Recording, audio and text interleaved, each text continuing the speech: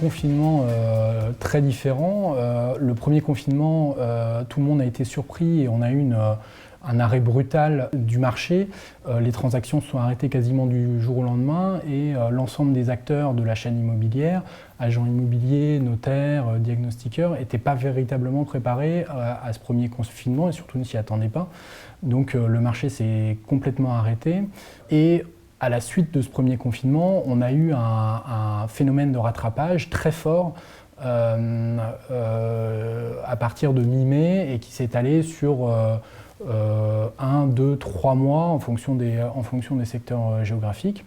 Le deuxième confinement, lui, a été très différent puisque déjà il était plus court et les acteurs immobiliers s'étaient bien mieux préparés à l'éventualité d'un deuxième confinement puisqu'aujourd'hui beaucoup sont équipés d'outils de signature électronique, de visites virtuelles et ce qui a permis en fait pendant ce deuxième confinement de continuer à faire vivre les projets immobiliers de nos clients.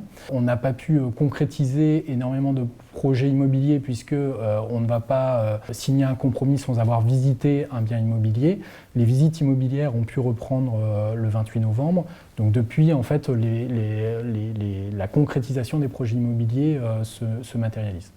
Sur le marché brestois, aujourd'hui, moi, je n'anticipe pas pour l'année 2021 de retournement de prix, puisque les investisseurs en cette fin d'année restent nombreux sur le marché à rechercher des produits. Les propriétaires occupants sont également là, et donc la demande exprimée par nos clients potentiels reste importante. Donc sur l'année 2021, je n'anticipe pas d'évolution de prix majeure, c'est-à-dire qu'on va rester sur une hausse modérée des prix sur le secteur de Brest. Sans doute pas au niveau qu'on a pu connaître sur les dernières années. On ne sera pas sur des hausses à 2 chiffres, mais on devrait rester sur une croissance relativement raisonnable du marché. Magazine Forbes a classé Brest parmi les 20 lieux en Europe où il fait bon vivre. Alors, ça ne s'est pas encore traduit par une demande massive de clients américains, mais l'année 2021 devrait rester du coup une année très correcte.